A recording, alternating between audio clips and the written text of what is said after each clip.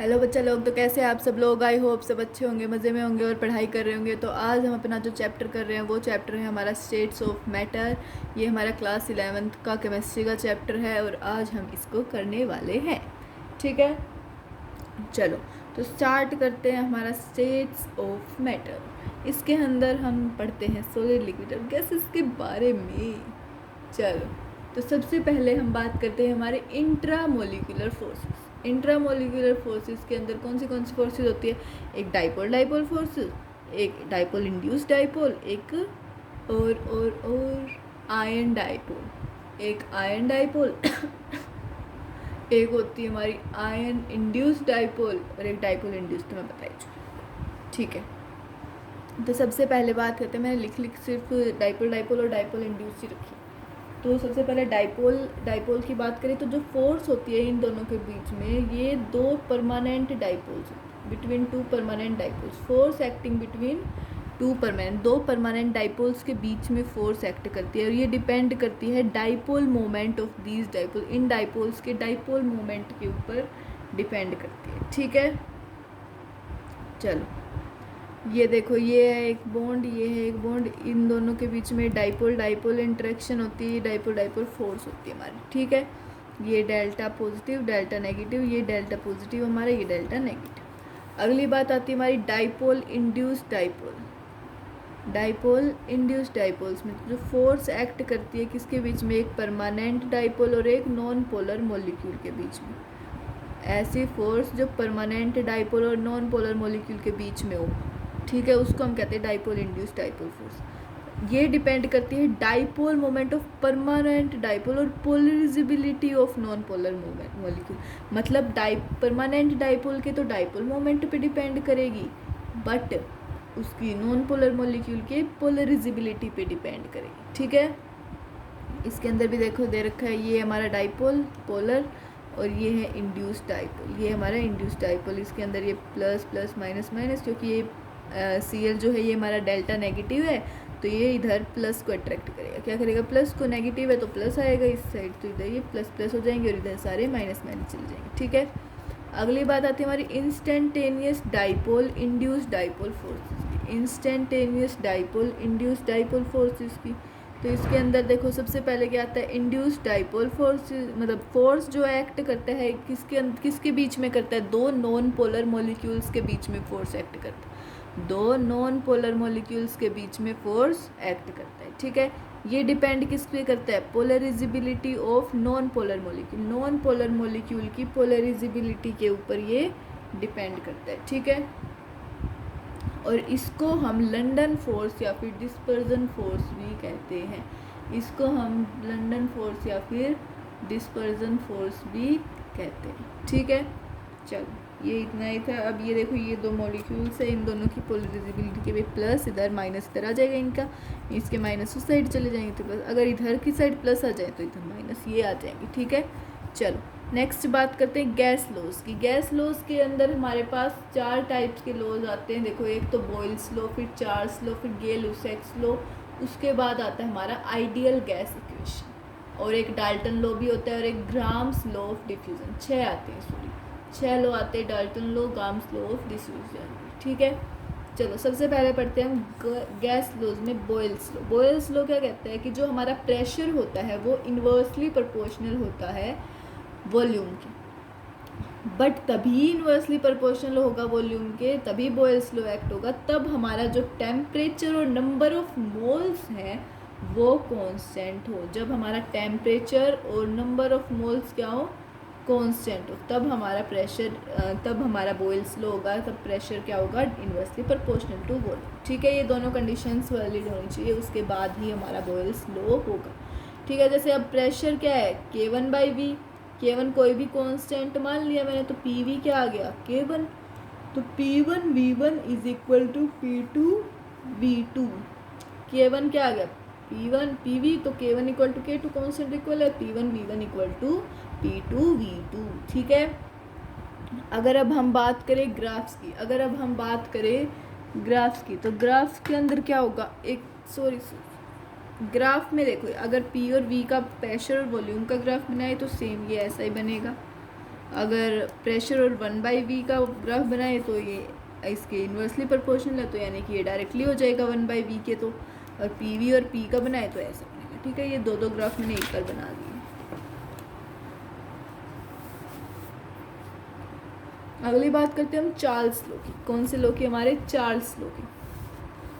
Charles law कहता है कि जो वॉल्यूम होती है वो डायरेक्टली प्रोपोर्शनल होती है टेम्परेचर के एट कांस्टेंट प्रेशर और number of moles. Eight constant pressure और नंबर ऑफ मोल्स, वॉल्यूम जो होती है वो डायरेक्टली प्रोपोर्शनल होती है टेम्परेचर पे एट कांस्टेंट प्रेशर और नंबर ऑफ मोल्स। तो v क्या है? v K2 into T. तो v बाई टी क्या आ गया? K2। v by T is equal to K2।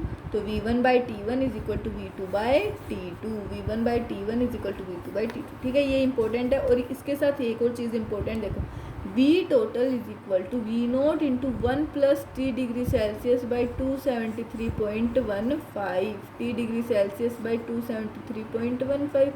तो v टोटल आ गया क्या? v nought plus v nought by 273.15 T degree Celsius. v nought plus v nought by 273.15 T degree Celsius. तो इसको हम क्या मान सकते हैं? x, ये होता है हमारा x। ठीक है, ये छोड़ो, x इंटरसेप्ट छोड़ो, यूनिट है ये हमारी। क्या है? यूनिट इसकी। चलो अगली बात आती है ग्राफ्स की। ग्राफ के अंदर देखो तो ये देखो, सबसे पहले किसका ग्राफ? v और t का, टेम्परेचर और वॉल्यूम का ग्राफ। तो ऐसा बनेगा क्योंकि ये डायरेक्टली प्रोपोर्शनल होते हैं। और v बाई टी का और v का ग्राफ, v बाई टी और t का, v बाई टी और t का ग्राफ एस। और v और t डिग्री सेल्सियस का ग्राफ क्या बनेगा? इसके अंदर से पता चलेगा y, ये हमारा y, ये y is equal to M X plus C, M X plus C. ठीक है, तो ये इसका क्या बनता है? Straight line. Straight line. तो ये जो यहाँ पे इसके अगर पीछे का बनाए हम, तो ये पीछे का जहाँ पे मिलेगा ना, इसको कहेंगे -273.15 0 केल्विन। इसको हम कहते हैं 0 केल्विन। और ये होता है एब्सोल्यूट टेम्परेचर। क्या होता है? Absolute temperature. ठीक है, अगली बात करें हम गे-लुसैक्स लॉ की। किसकी बात करें? गे-लुसैक्स लॉ की। तो इसके अंदर क्या है? जो प्रेशर है वो डायरेक्टली प्रोपोर्शनल होता है टेम्परेचर के एट कांस्टेंट वॉल्यूम और नंबर ऑफ मोल्स।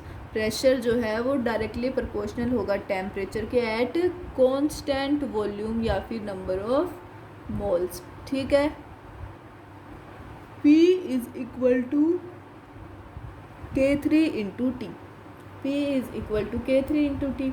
तो P by T is equal to क्या आ गया? K3। तो P1 by T1 is equal to P2 by T2। P1 by T1 is equal to P2 by T2। ठीक है, इनके graphs की बात करें तो देखो P और T का ग्राफ कैसा बनेगा? ऐसा straight line. P by T का और P का ग्राफ ऐसे, P बाई टी और P का ग्राफ। ओके, नेक्स्ट बात करते हैं हम एवोगैड्रोज लॉ की। किसकी? Avogadro's law. इसको हम गे-लुसैक्स लॉ भी बोल नहीं, गे-लुसैक्स लॉ नहीं, सॉरी। एवोगैड्रो लॉ की बात करें तो हम, तो इसके अंदर क्या होता है? देखो, v जो है वो डायरेक्टली प्रोपोर्शनल होता है नंबर ऑफ मोल्स के at constant temperature and pressure. At constant temperature और प्रेशर पे। ठीक है, तो v is equal to K4 into N. तो v by N is equal to K4।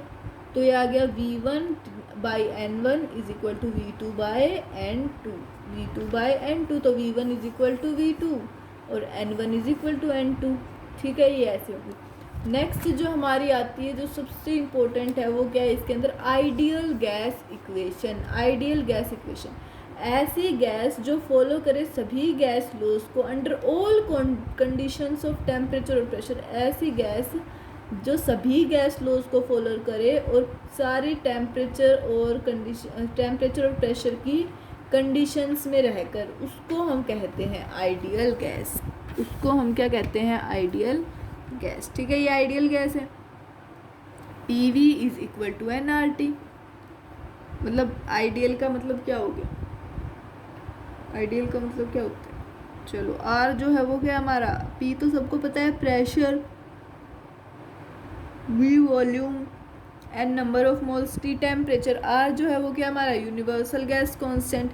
इसकी वैल्यूज़ क्या होती हैं 8.314 जूल पर केल्विन मोल इनवर्स, 0.0821 जूल पर kelvin mole inverse, 2 calorie kelvin inverse mole inverse. ठीक है, यहाँ पे कोई भी जो गैस होती है ना हमारी, कोई भी गैस परफेक्टली आइडियल नहीं होती, कोई भी गैस परफेक्टली आइडियल नहीं होती। ठीक है, गैसेस जो है वो शो करती हैं, कभी कभी शो करती है आइडियल बिहेवियर किसकी कंडीशन में, हाई टेम्परेचर और लो प्रेशर की कंडीशन, हाई टेम्परेचर और लो प्रेशर की कंडीशंस में। ठीक है, चलो कंबाइंड गैस लो की बात करें तो इसके अंदर क्या होता है, PV is equal to NRT, PV is equal to NRT, तो PV by T is equal to NR for a fixed amount of gas, किसके लिए, फिक्स्ड अमाउंट ऑफ गैस के लिए। तो PV बाई T क्या आ गया, कॉन्स्टेंट आ गया, PV बाई T कॉन्स्टेंट आ गया, तो P1 by P1 into V1 by T1 is equal to P2 into V2 by T2, P2 into V2 by T2। ठीक है, अब बात करते हैं हम अपने नेक्स्ट लॉ की। अब तक हम अपने 5 लॉज को पढ़ चुके, नहीं 4 को पढ़ चुके हैं, Boyle's law, Charles law, Gay Lussac law, ideal gas equation. अब आते हैं हम Dalton's law of partial pressure. ये लॉ कहता है अकॉर्डिंग टू दिस लॉ जो टोटल प्रेशर होता है मिक्सचर का, किसी भी नॉन रिएक्टिंग गैस का, वो इक्वल होता है partial pressure of each gas, partial pressure of each gas. According to this law जो टोटल प्रेशर है mixture of non reacting gas का, वो इक्वल होता है partial pressure of each gas, partial pressure of each gas. Applicable for mixture of non reacting gases, ये applicable है non reacting gases के mixture के लिए। ये किसके लिए एप्लीकेबल है, नॉन रिएक्टिंग गैसेस के मिक्सचर के लिए। तो P टोटल हमारा आ गया PA plus PB plus PC, P total आ गया PA plus PB plus PC। ठीक है, नेक्स्ट बात करें partial pressure in terms of mole fraction, partial pressure in terms of mole fraction. तो PA आ गया mole fraction of A into PT, PB आ गया mole fraction of B into PT, PC आ गया mole fraction of C into PT।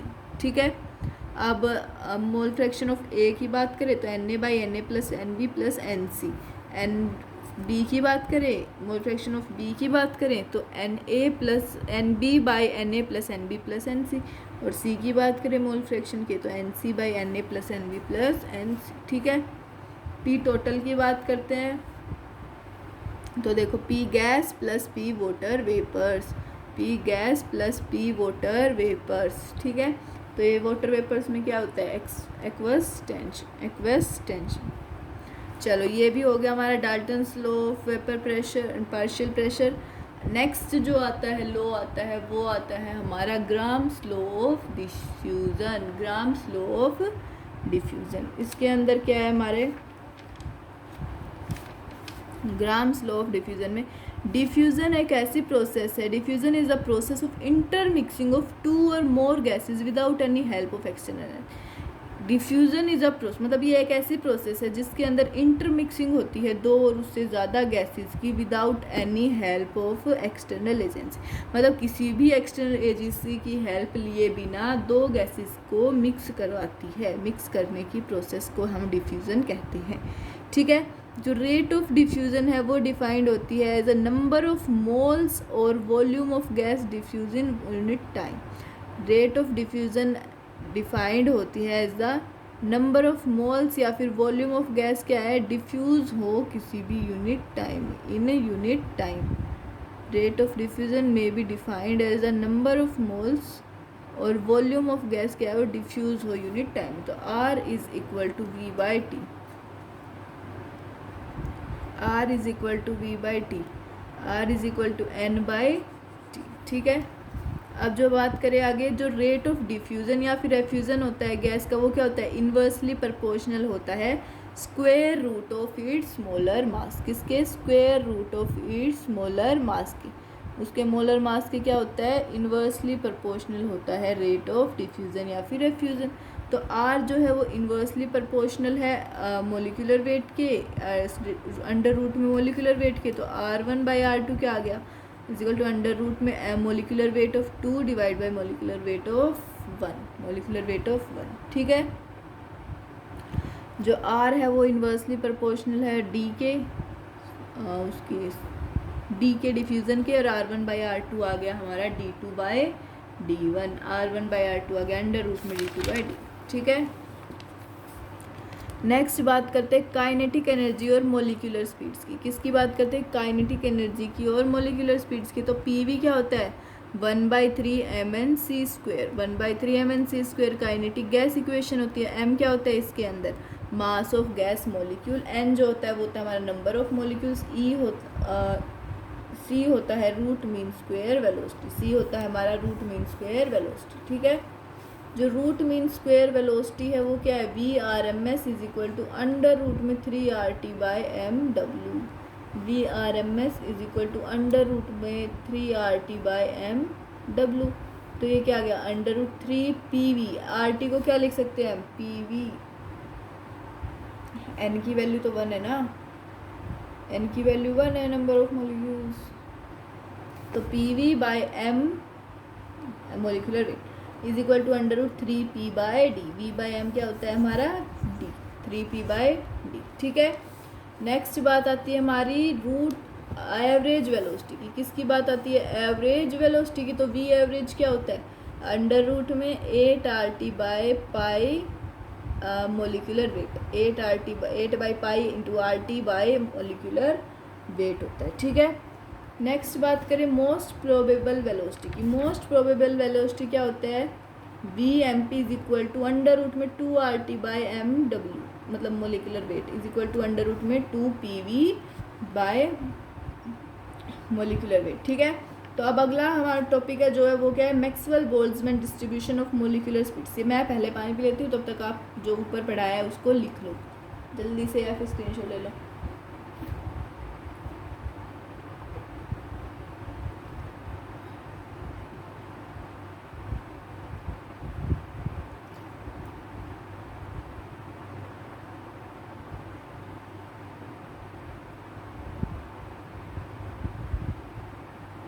हाँ, तो लिख लिया। चलो तो इसके अंदर क्या है? Maxwell Boltzmann distribution of molecular speeds क्या होता है? तो ये एक प्लॉट है किसके बीच में? ये एक प्लॉट है किसके बीच में? फ्रैक्शन ऑफ मॉलिक्यूल्स के बीच में और उनकी मोलिकुलर स्पीड्स के बीच में। एक फ्रैक्शन ऑफ मॉलिक्यूल्स के बीच में और उसकी मोलिकुलर स्पीड्स के बीच में। तो देखो ग्राफ है डेल्टा n/n और V का, ये ऐसा ऐसा ऐसा ऐसा, ये V मोस्ट प्रोबेबल क्या आ गई? अंडर रूट में 2RT/m molecular weight, under root में 2RT/ मोलिकुलर वेट। तो VMP आ गया हमारा डायरेक्टली प्रोपोर्शनल टू 1/अंडर रूट में मोलिकुलर वेट, 1/अंडर रूट में मोलिकुलर वेट, ठीक है। एक ग्राफ डेल्टा n/n और V का ही वापिस से दोनों दो गैसेस में, तो एक Cl2 एक N2। तो किसका ज़्यादा होगा? Cl2 का मोलिकुलर वेट या मोलिकुलर वेट किसका ज़्यादा है? Cl2 का मोलिकुलर वेट ज़्यादा है, तो उसकी जो वेलोसिटी होगी वो क्या होगी? कम होगी N2 से, ठीक है। तो इसका मोलिकुलर वेट ज़्यादा, तो इसकी वेलोसिटी कम होगी, ये आगे जाएगा। तो वेलोसिटी इसकी ज़्यादा है, इसकी ज़्यादा है, ठीक है, ठीक है। अगला हमारा आता है effect of temperature. Effect of temperature के अंदर क्या है? यही ग्राफ बना रखा है डेल्टा n/n और V का, डेल्टा n/n का और V का। तो इसके अंदर क्या आ गए? इसके अंदर V मोस्ट प्रोबेबल जो है वो क्या है? Directly proportional to under root T है, directly proportional to under root T है, ठीक है। जो T3 इसके अंदर देखो ग्राफ्स है, T3 is greater than T2 is greater than T1। सबसे बड़ा हमारा T3 वाला होगा क्योंकि इसके मोलिकुलर वेट सबसे ज़्यादा है ना, तो सब T3 इसका ज़्यादा, फिर T2 फिर T1। अगर मोस्ट प्रोबेबल की बात करें तो उसके अंदर भी यही होगा। टेम्परेचर के हिसाब से बात कर रहे हैं। नेक्स्ट जो आता है वो आती है हमारी kinetic theory of gases. This is not a chapter your carding theory KTG kinetic theory, this is a topic in your syllabus in the chapter states of matter, so we are studying, okay. Kinetic theory gases is in the physics, this is chemistry, oh my god इतनी English. चलो, kinetic theory of gases. तो first जो आता है उसके अंदर क्या है, जो एक्चुअल वॉल्यूम है मॉलिक्यूल्स की वो क्या है, नेग्लिजिबल है in comparison to empty space between them. Actual volume of molecules क्या है, नेग्लिजिबल है in comparison to empty space between them. किसके कंपैरिजन में, जो उनके बीच में जो एम्प्टी स्पेस है ना, उनके कंपैरिजन में जो एक्चुअल वॉल्यूम है वो नेग्लिजिबल है, नेग्लिजिबल है। ठीक है, यहाँ पे कोई भी फोर्स ऑफ अट्रैक्शन नहीं है पार्टिकल्स ऑफ गैस के बीच में ऑर्डिनरी टेम्परेचर और प्रेशर पे। ऑर्डिनरी टेम्परेचर और प्रेशर पे कोई भी फोर्स ऑफ अट्रैक्शन नहीं है पार्टिकल्स के बीच में। ठीक है, नेक्स्ट है, जो पार्टिकल ऑफ गैस है वो हमेशा क्या है, कांस्टेंट है, और उनका क्या है, रैंडम मोशन है। Particle of gas are always constant in constant और रैंडम मोशन। क्या, जो पार्टिकल होते हैं गैस के वो हमेशा ही कांस्टेंट या फिर रैंडम मोशन के अंदर होते हैं। ठीक है, जो प्रेशर एक्सर्ट हुआ है गैस से वो क्या है, as a result of pressure is exerted by gas as a result of collision of particles with the walls of container, with the walls of container. जो प्रेशर है वो एक्सर्ट होता है गैस से, उसका रिजल्ट क्या है, कोलिजन ऑफ पार्टिकल्स क्या होता है, वॉल्स के साथ, with walls of container. Pressure is exerted by gas, pressure क्या है, एक्सर्टेड है बाय गैस से, और उसका रिजल्ट क्या है, कोलिजन का ऑफ पार्टिकल्स का with the walls of container, with the walls of container. ठीक है, collisions of gas molecules are perfectly elastic. Collisions, gas molecules के कोलिजन्स जो होते हैं वो कौन से होते हैं, perfectly elastic collision. Different particle in the gas have different speed and hence different kinetic. हर पार्टिकल की अलग स्पीड होती है और अलग ही काइनेटिक एनर्जी होती है। हर पार्टिकल की अलग स्पीड, उसके साथ उसकी काइनेटिक एनर्जी भी अलग होती है। ठीक है, average kinetic energy of gas molecule क्या है, different is directly proportional to absolute temperature. जो एवरेज काइनेटिक एनर्जी है गैस मॉलिक्यूल्स की वो क्या है, डायरेक्टली प्रोपोर्शनल है एब्सोल्यूट टेम्परेचर की। ठीक है, अगली बात करें रियल गैस की। रियल गैस के बिहेवियर की, बिहेवियर ऑफ रियल गैस। तो ये कांस्टेंट टेम्परेचर और प्रेशर का ग्राफ है। इसके अंदर देखो ये जो बिहेवियर होता है ना वो क्या होता है, आइडियल गैस का। आइडियल गैस का होना तो ये चाहिए, बट ये जो ये इन गैसेस की वजह से क्या है, चेंज होता जाता है। तो CO की वजह से ये ऐसा हो जाता है, CH4 की वजह से ऐसा, हीलियम की वजह से ऐसा हो जाता है, और हाइड्रोजन की वजह से ऐसा हो जाता है। तो PV=K, ये क्या है, एक आइडियल गैस, आइडियल गैस। ठीक है, अब प्रेशर वॉल्यूम की ग्राफ की बात करें तो ये रियल गैस होती है हमारी, और ये वाली आइडियल गैस होती है, ये वाली आइडियल गैस होती है। ठीक है, नेक्स्ट बात करते हैं deviation from ideal gas behaviour. Ideal gas behaviour से डेविएशन, तो ये डेविएशन ऑब्जर्व होती है because of two faulty assumption of kinetic molecular theory. जो दिस डेविएशन, ये deviation was observe because of two faulty assumption. किसकी वजह से, दो फॉल्टी अजम्पशन की वजह से ऑफ काइनेटिक मॉलिक्यूलर थ्योरी की दो फॉल्टी अजम्पशन की वजह से ये डेविएशन ऑब्जर्व होती है। ठीक है, मतलब कि काइनेटिक मॉलिक्यूलर थ्योरी में दो फॉल्टी अजम्पशंस हैं, उसकी वजह से हमें ये डेविएशन ऑब्जर्व दिखती है हमें। तो सबसे पहले बात करते हैं पोस्टुलेट की। पोस्टुलेट एक फर्स्ट की बात करें तो यहाँ पे कोई भी फोर्स ऑफ अट्रैक्शन नहीं होता है मॉलिक्यूल्स ऑफ गैस के बीच में, और बहुत ज़्यादा हाई प्रेशर और लो टेम्परेचर पे जो मॉलिक्यूल्स होते हैं गैस के वो पास आ जाते हैं एक दूसरे के। यहाँ पे कोई भी फोर्स ऑफ अट्रैक्शन नहीं होता है। ठीक है, मॉलिक्यूल्स ऑफ गैस के बीच में, ये हमारा पोस्टुलेट 1 है। और बात करें अगर जो हाई प्रेशर और लो टेम्परेचर पे जो मॉलिक्यूल्स होते हैं गैस के वो एक दूसरे के पास आ जाते हैं, और जो प्रेजेंस ऑफ इंटरमोलिक्यूलर फोर्सेस होती है वो कभी भी नेगलेक्ट नहीं होती। प्रेजेंस ऑफ इंटरमोलिक्यूलर फोर्सेस कभी भी नेगलेक्ट नहीं होती। ठीक है, नेक्स्ट बात करें पोस्टुलेट नंबर 2 की, तो उसके अंदर क्या है, जो वॉल्यूम होती है मॉलिक्यूल्स ऑफ गैस की वो क्या है, नेग्लिजिबल स्मॉल होती है। किसके कंपैरिजन में, to the space occupied by the gas. किसके कंपैरिजन में, जो स्पेस ऑक्यूपाई किया है गैस ने। जो वॉल्यूम होती है मॉलिक्यूल्स की ऑफ गैस की वो नेग्लिजिबली स्मॉल होती है। किसके कंपैरिजन में, जो स्पेस ऑक्यूपाई किया है गैस ने। ठीक है, ये मैंने ऊपर बताया था आपको। अगली बात आती है अगर हाई प्रेशर और लो टेम्परेचर पे देखें, हाई प्रेशर और लो टेम्परेचर जो मोलिक्यूल्स हैं वो बहुत ज़्यादा क्लोज आ जाते हैं एक दूसरे के, और जो वॉल्यूम है गैस मोलिक्यूल्स की वो नेगलेक्टेड नहीं होती है, किसके कंपैरिजन में, टोटल वॉल्यूम ऑफ गैस के कंपैरिजन, ठीक है। अगली बात आती है equation of state for real gas. किसी भी स्टेट की इक्वेशंस की बात करें रियल गैस की, तो जो प्रेशर करेक्शन क्या है, it is due to presence of intermolecular forces.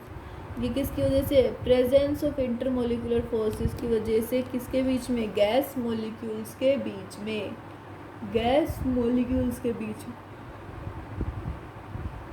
It is due to presence of intermolecular forces. ये किसकी वजह से, इंटरमोलिकुलर फोर्सेस के अंदर जो प्रेजेंस होता है, जो गैस मोलिक्यूल्स गैस मोलिक्यूल्स के बीच में जो इंटरमोलिकुलर फोर्सेस होते हैं ना, उसकी वजह से ही होते हैं। तो देखो P ideal is equal to P real plus N square A by we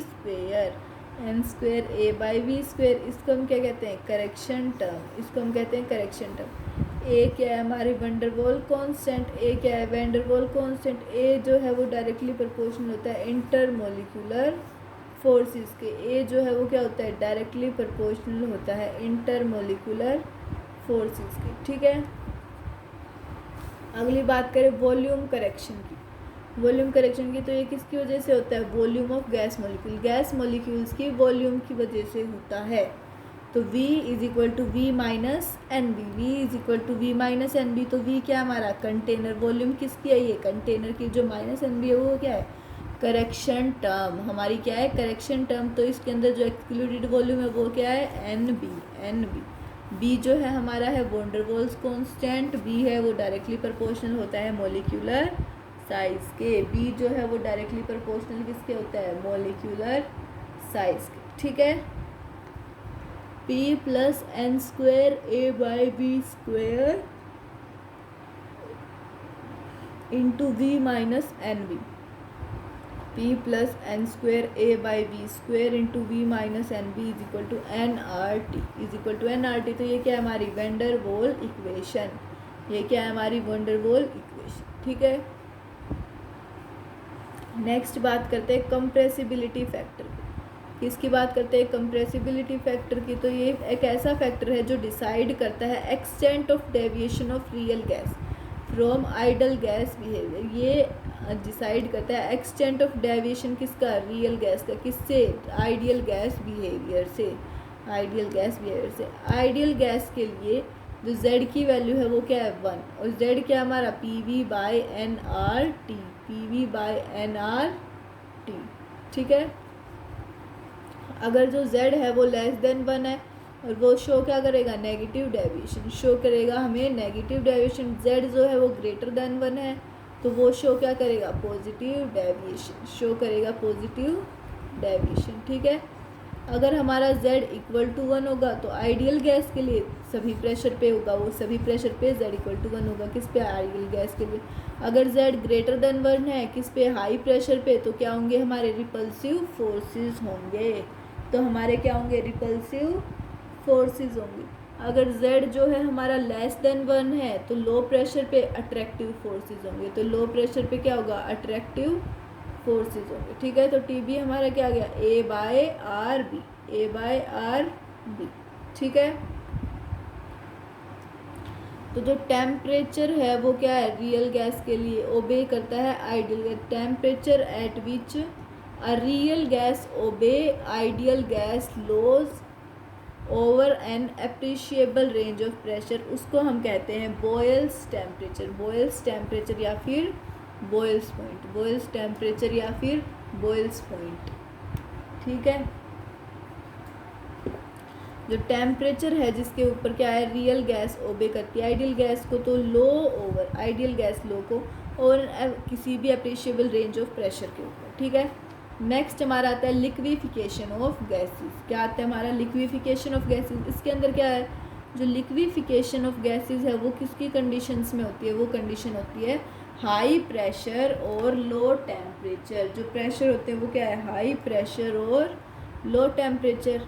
ठीक है, इसके अंदर हमारी जो गैस है वो क्या होती है, लिक्विफाई होती है।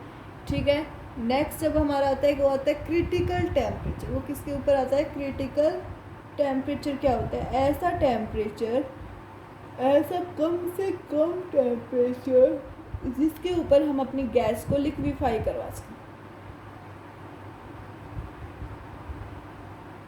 The maximum temperature about which a gas cannot be liquefied, the gas cannot be, ऐसा मैक्सिमम टेम्परेचर जिसके ऊपर जो गैस है वो लिक्विफाई नहीं कर सकती। हाउएवर हाई, कितना भी हाई प्रेशर लगा लो पर जो गैस है वो लिक्विफाई नहीं कर सकती, इतना मैक्सिमम टेम्परेचर, उसको हम कहेंगे क्रिटिकल टेम्परेचर। टीसी हमारा क्या होता है, टीसी होता है 8A/27 RB, 27 RB। ठीक है, नेक्स्ट आता है क्रिटिकल प्रेशर, ऐसा मिनिमम प्रेशर जिसको हम अप्लाई करें ताकि हम गैस को है वो क्या करवा सके, लिक्विफाई करवा सके, ताकि हम गैस को लिक्विफाई करवा सके। ऐसा मिनिमम प्रेशर जिसको अगर हम अप्लाई करें तो जो गैस को वो क्या करवा सके, लिक्विफाई करवा सके। तो पीसी क्या होता है हमारा, A/27 B², A/27 B²। ठीक है, अगली बात आती है क्रिटिकल वॉल्यूम की। किसकी, क्रिटिकल वॉल्यूम। किसके अंदर क्या होता है, जो क्रिटिकल टेम्परेचर और क्रिटिकल प्रेशर के ऊपर जो वॉल्यूम ऑक्यूपाइड होती है 1 मोल ऑफ गैस से, उसको हम कहते हैं क्रिटिकल वॉल्यूम, उसको हम कहते हैं क्रिटिकल वॉल्यूम। ठीक है, तो वीसी आ गया किसके इक्वल, 3B के इक्वल, वीसी आ गया हमारा 3B के इक्वल। चलो नेक्स्ट बात करें, हमारा जो लास्ट है वो क्या है, critical compressibility factor. Critical compressibility factor को कैसे निकालते हैं हम, Z = PC VC/RTC। तो अगर हम इन सभी की वैल्यू पुट करें इसके अंदर, तो हमारा जो आंसर आएगा वो आएगा अप्रोक्सीमेटली 3.8 की। ठीक है बेटा, तो हमारा जो ये चैप्टर है स्टेट्स ऑफ मैटर ख़त्म हो गया है और बस लगभग 30 मिनट्स का चैप्टर है। चलो तो विदा लेते हैं आपसे, तो मिलते हैं नेक्स्ट क्लास में, तब तक के लिए टाटा बाय बाय। और हाँ, चैनल को सब्सक्राइब ज़रूर करके जाना, लाइक और शेयर भी करके जाना, कमेंट में ज़रूर बताना कैसा लगा चैप्टर और नेक्स्ट चैप्टर कौन सा करना है। ठीक है, चलो बेटा मिलते हैं नेक्स्ट लेक्चर में, तब तक के लिए ऑल द वेरी बेस्ट। और क्वेश्चंस ज़रूर करते रहना क्योंकि क्वेश्चंस मैं आपको बाद में करवाऊँगी, अभी नहीं। ठीक है, चलो बाय, थैंक यू।